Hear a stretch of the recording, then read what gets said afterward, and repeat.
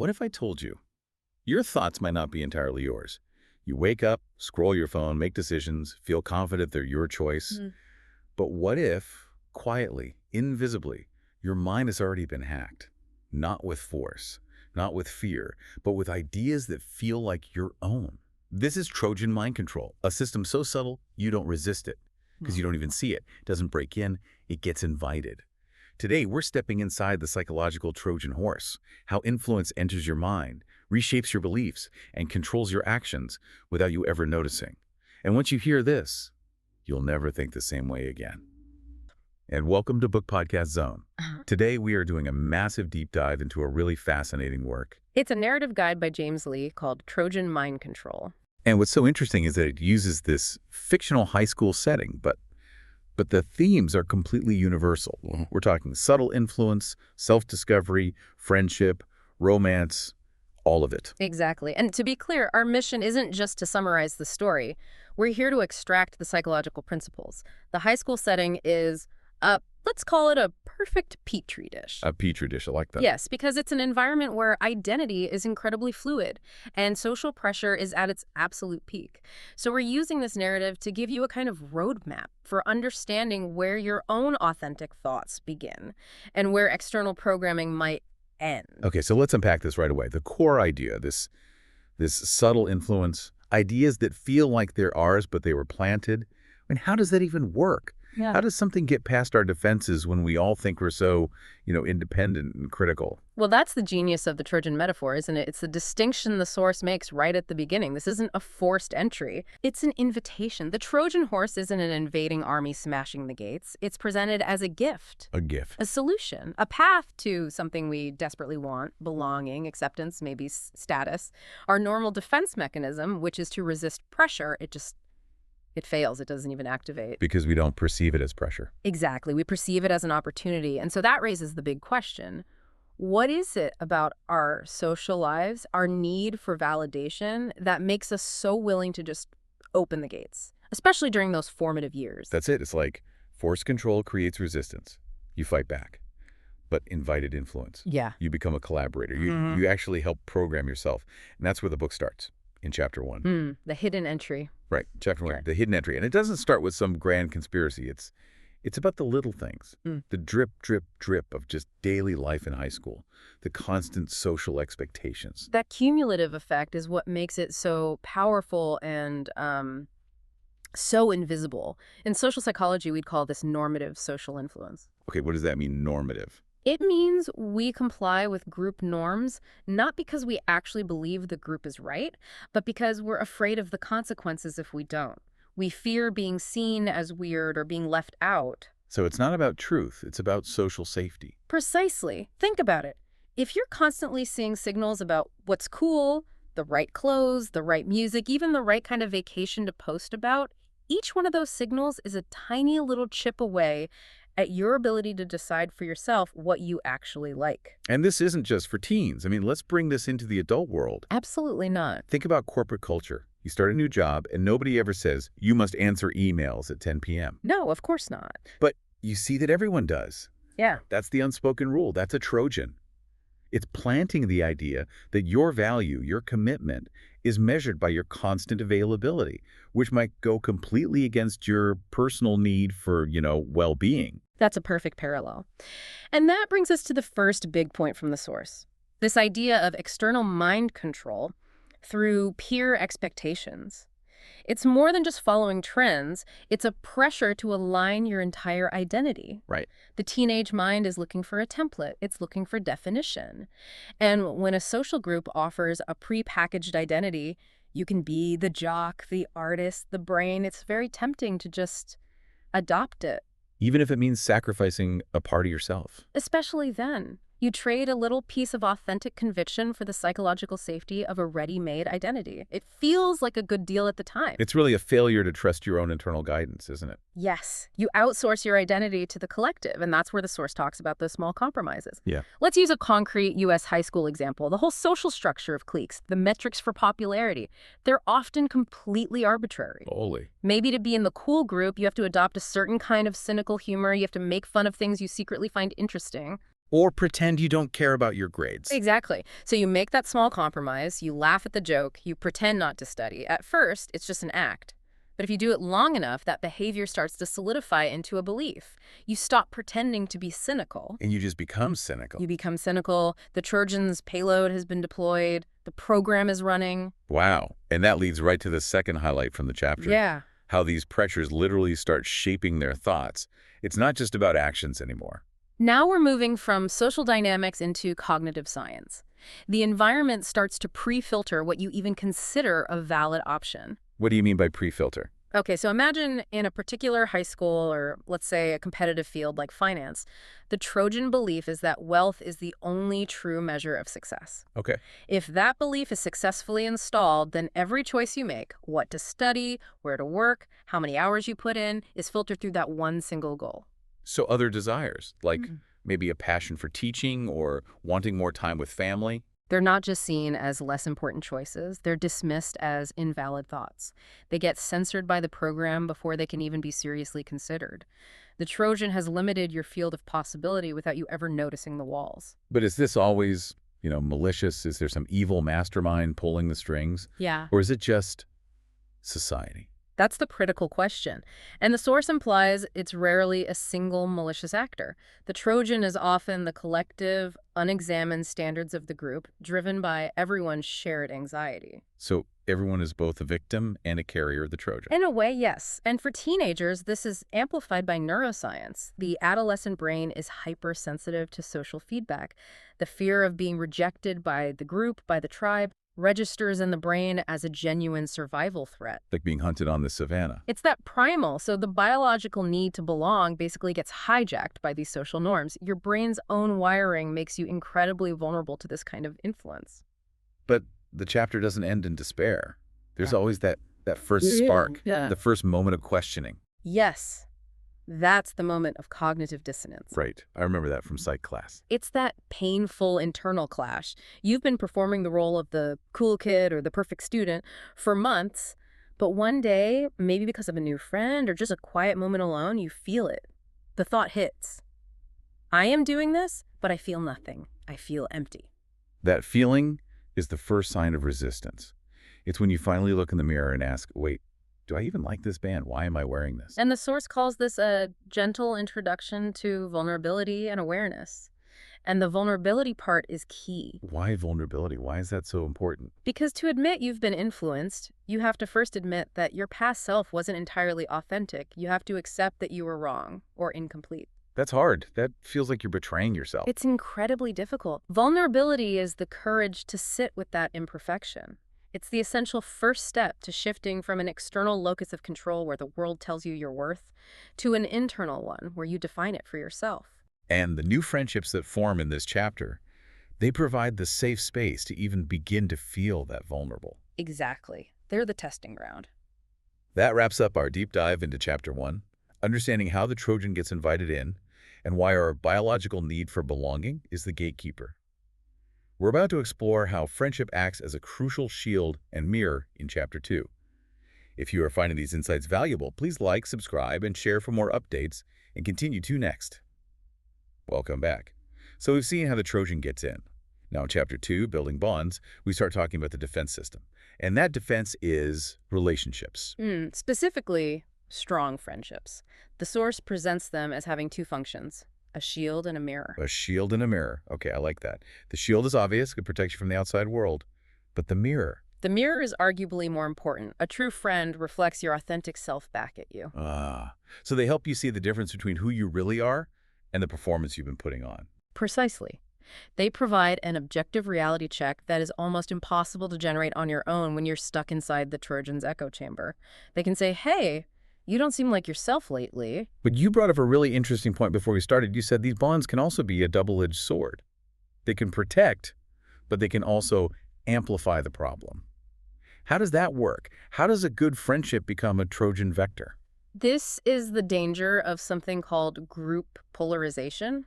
It happens when a group of high-trust friends all share the same Trojan-planted belief. Okay, give me an example. Let's say a group of friends internalizes the idea that being authentic means being cynical and detached, that caring about things is uncool. A very common high school trope. Very.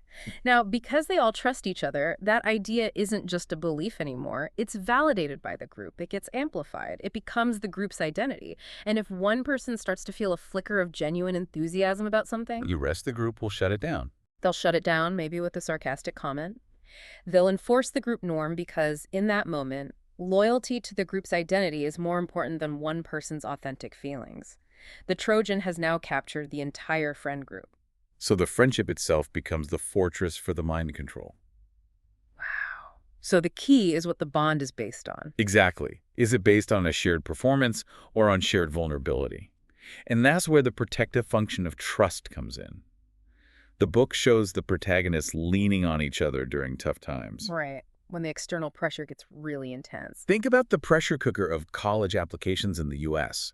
It's this all-consuming narrative that your entire future, your entire worth, is determined by which Ivy League school you get into.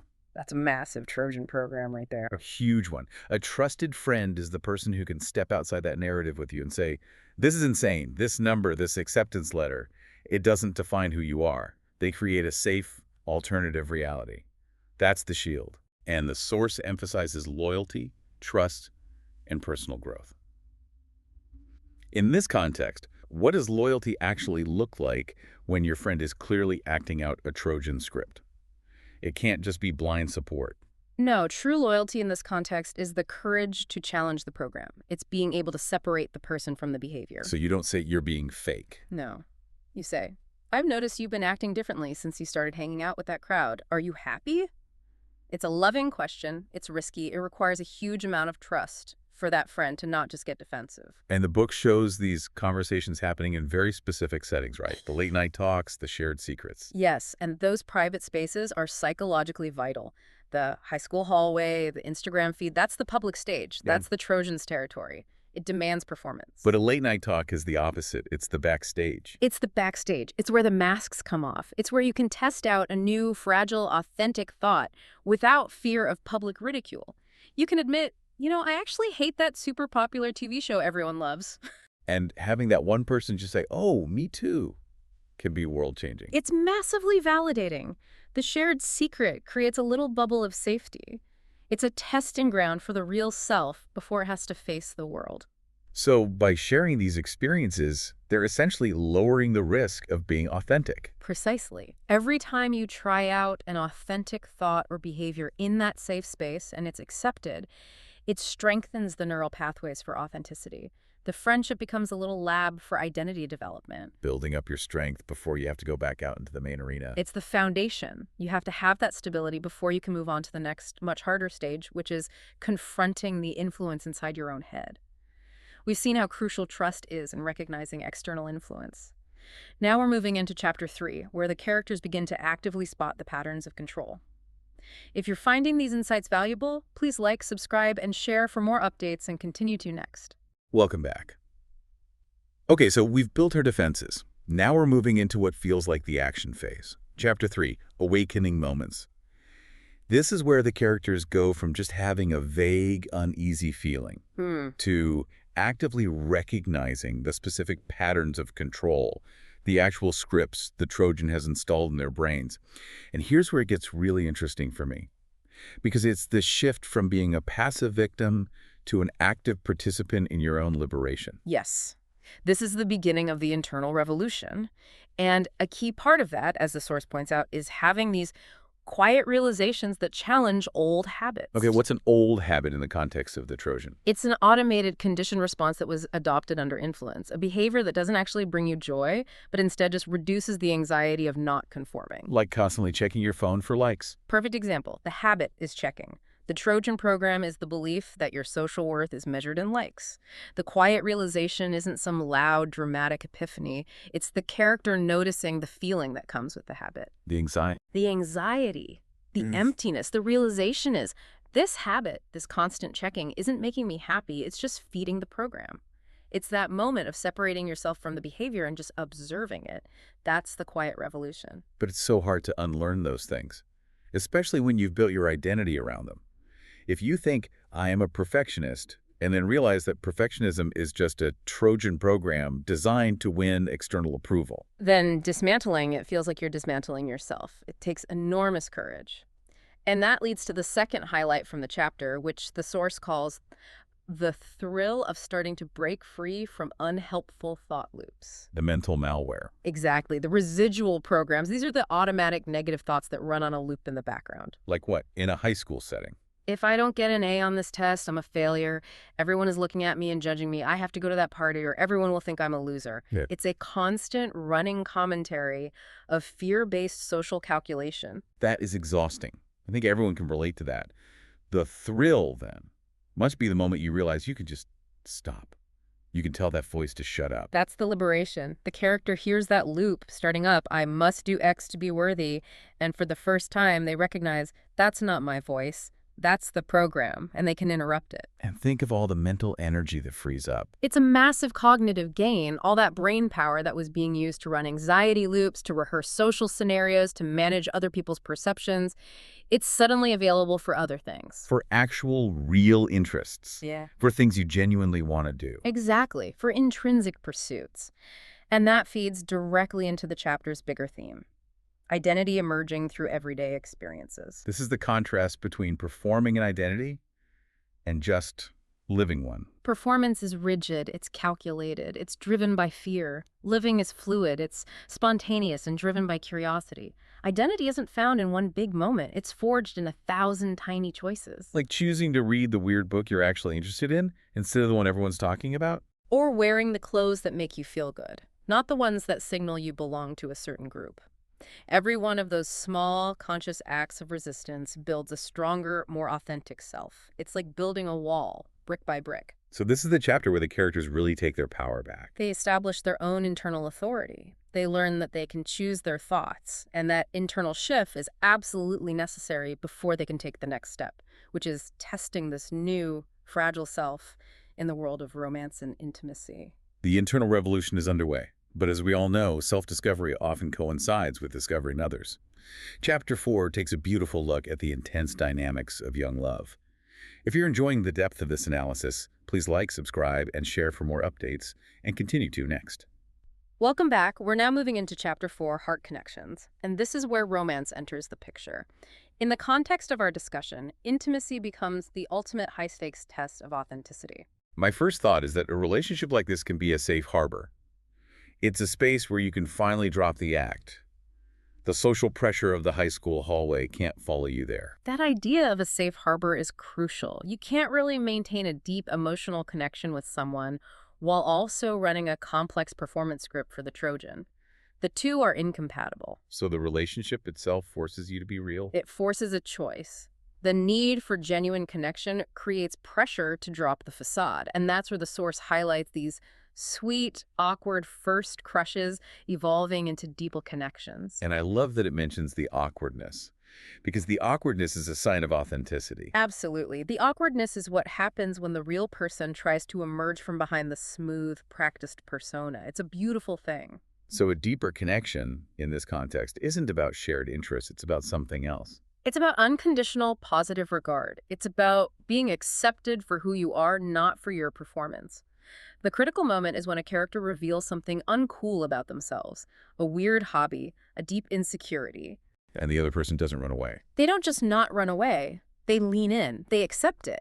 And in that moment, the Trojan's biggest lie, the lie that acceptance is conditional on performance, is shattered. But the risk there is huge. I mean, if you drop the mask and then you're rejected, that hurts so much more. The risk is immense. But the reward is psychological freedom. When that emerging, authentic self is validated by someone you care about, it's a powerful reinforcement. It builds the kind of self-esteem that the Trojan is constantly trying to tear down. The chapter also talks about navigating feelings in a world full of distractions. And we know the modern Trojan is all about distraction. It thrives on it. The constant noise of social media, the notifications, the pressure to document your life instead of living it. All of these things pull your focus outward. Toward external metrics, Yeah. likes, shares, comments. Exactly. But genuine romance demands the opposite. It demands your focus be internal. You have to put the phone down and actually look at the person in front of you. You have to listen to their real feelings and be able to articulate your own. So the relationship acts as an anchor in all that noise. Yeah. It forces you to prioritize what's emotionally real over what's superficially validated. It does. You realize pretty quickly that your follower count or your social status has zero value when you're trying to comfort someone who's hurting or when you're sharing a moment of real vulnerability. And finally, the source says that romance inspires courage and self-acceptance. How does that work? When you see yourself fully accepted by a significant other, flaws, quirks, and all, it makes it easier to accept yourself. It's like they hold up a mirror, but it's a kind, loving mirror. It is. And that external validation gives you the courage to be that authentic self more broadly, not just in the relationship, but at school, with your family, everywhere. The intimacy becomes the fuel for your public bravery. The strengthening through friendship and romance prepares the characters for the toughest stage, facing their own internal residue of the Trojan control. We confront the shadows in Chapter 5 next, but first, remember to like, subscribe, and share for more updates, and continue to next. Okay, we've reached what feels like the emotional core of this whole journey. Chapter 5, Facing Shadows. The external Trojan has been identified, but the fight isn't over. Now the characters have to deal with the internal residue, the self-doubt, the past hurts, the lingering programming that's still running in the background. So let's really unpack this, because this is the hardest part. The external enemy is one thing, but the enemy inside your own head, the one that uses your own voice, that's the real battle. It's the malware disguised as your conscience. That's a perfect way to describe it. The Trojan's external pressure has become internalized self-criticism, and the source highlights this by having the characters confront their inner doubts and past hurts. So what are those exactly, the inner doubts? The inner doubts are the echoes of all that external judgment. It's the automated voice that says you're not good enough or you're going to fail. The past hurts are the regrets from the time spent living inauthentically, the pain of realizing you betrayed your own values just to fit in. But why can't they just, move on? It's in the past. Why is it so important to dredge all of this up?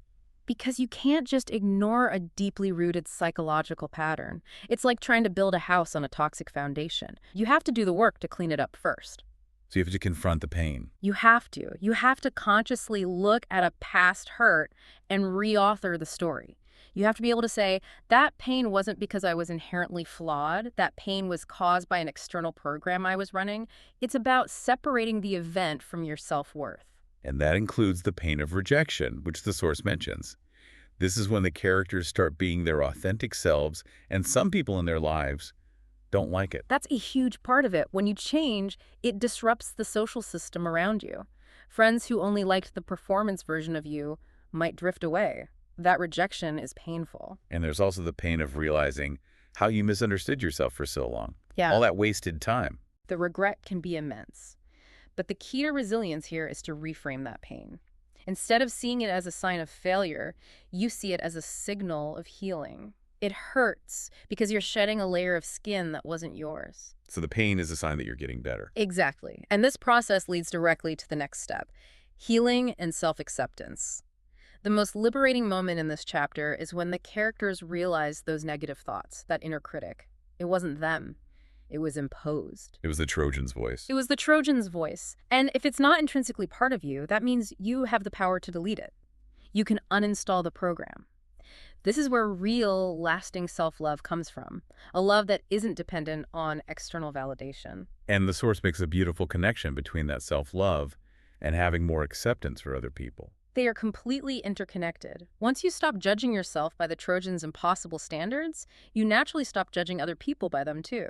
You develop a deep empathy because you realize everyone is fighting their own battle with their own internal programming. That emotional work is not easy, but it seems absolutely essential. It is non-negotiable. It's the deep cleaning you have to do to prepare for the final stage, which is actively reclaiming your life. The emotional heavy lifting in Chapter 5 sets up the ultimate victory in Chapter 6, the final act of reclaiming autonomy.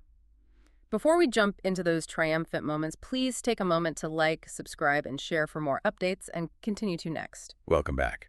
We have done the internal work. We've faced the shadows. Now it's time for the payoff. Chapter 6, Breaking Free. Yeah. This is where empowerment becomes action. the characters start actively taking back control. This is the triumph. It's where internal awareness gets translated into external, tangible change. All that difficult emotional work from the last chapter provides the foundation to make these changes stick, even when there's pushback. And the first, and maybe the most important strategy the book highlights is setting boundaries. Yes. And in the context of the Trojan, a boundary is so much more than just saying no. It's a firewall. It's a psychological firewall. It's a clear, non-negotiable line that defines what's me, my time, my energy, my values, and what is external influence. The Trojan can only operate in an undefended mind. Boundaries are the defense system. So in high school, what would that look like? It could be as simple as saying, no, I'm not going to that party because I'm tired and I want to read my book. It's choosing your own well-being over the fear of missing out, over the social obligation. And in the adult world, that's saying, I will not be checking my email after 6 p.m. Exactly. And the triumphant moment isn't just in the act of saying no, it's in the psychological shift behind it. It's the moment where your self-respect becomes more powerful than your fear of what others will think. For someone who was programmed by the Trojan to believe their worth comes from being available and pleasing others, that's a revolutionary act. The chapter also talks about letting go of toxic patterns. Yeah. How do we know if a pattern is a toxic Trojan remnant versus just a normal flaw? A toxic pattern is an automated behavior that consistently leads to a negative emotional outcome. It's the compulsion to seek approval from people who don't have your best interests at heart. It's clinging to a friendship that's draining and one-sided.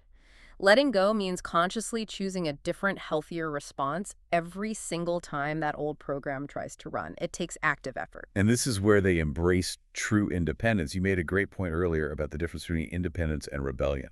Yes, that's a crucial distinction. Rebellion is still defined by the external force. It's just doing the opposite of what the authority wants. It's still a reaction. It's still a reaction. True independence, which is what the characters achieve here, is acting from an internal, self-defined set of values. You're not reacting anymore. You're proactively creating your life based on what you know to be true for you. And this is an intellectual and emotional independence, not just about moving out of your parents' house. Precisely. It's the freedom to generate your own thoughts and make your own decisions, free from the installed programs. That is psychological adulthood. And the chapter ends by celebrating the small wins. Which is so important for making these changes last. Did you say no to something that violated your values? That's a win. Did you choose an authentic hobby over a high-status one? Win. Those small wins build momentum. They build psychological momentum. They are tangible proof that the firewall is working, that your internal guidance system is now in control. So the ultimate freedom isn't a world with no influence.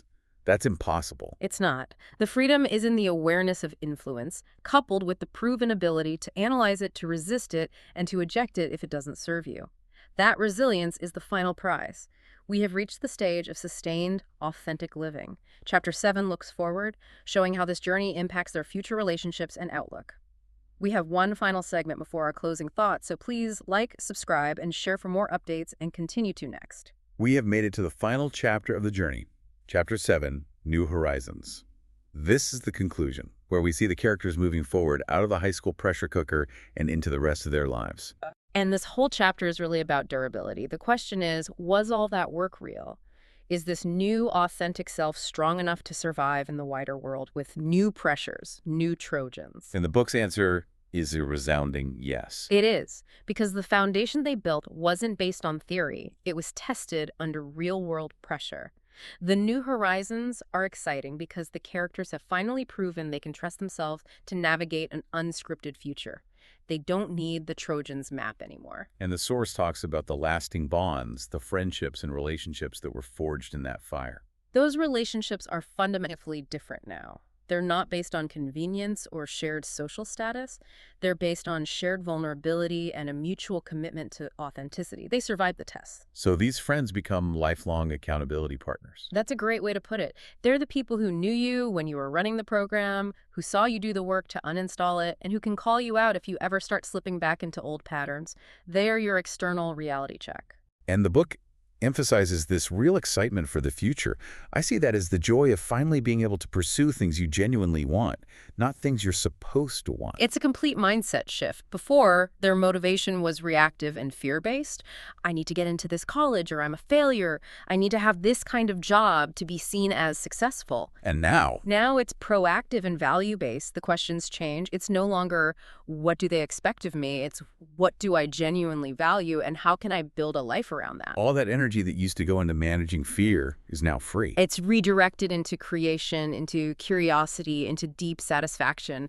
It's the total victory of the internal locus of control. So the final enduring message of the whole guide is really one of hope. That this path, while difficult, is possible and ultimately incredibly fulfilling. That's the takeaway. The journey from Trojan entry to awareness, resistance, and finally self-authentication is the path to a meaningful life.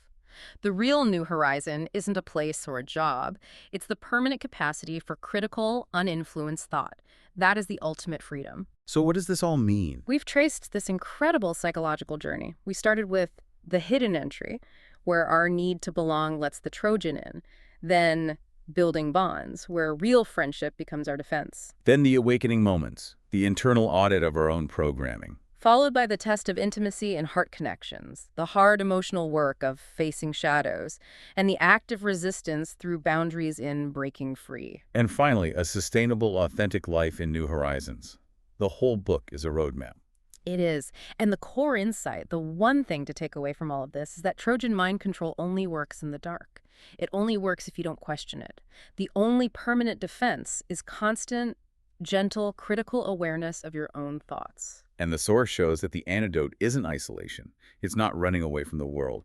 It's building deep, authentic connections and having the courage to look at yourself honestly. And to wrap this all up, I want to leave you with one final thought to take with you. If the most potent form of mind control is the idea that feels entirely like your own, what is one major decision you made recently? A career change, a big purchase, a relationship commitment. If you could strip away every single layer of social expectation, what your parents would think, what your friends are doing, what looks good on social media, would you still make that exact same choice today? Thank you so much for joining us for this incredibly deep look inside the psychological Trojan horse. Until next time, keep questioning what you think you know.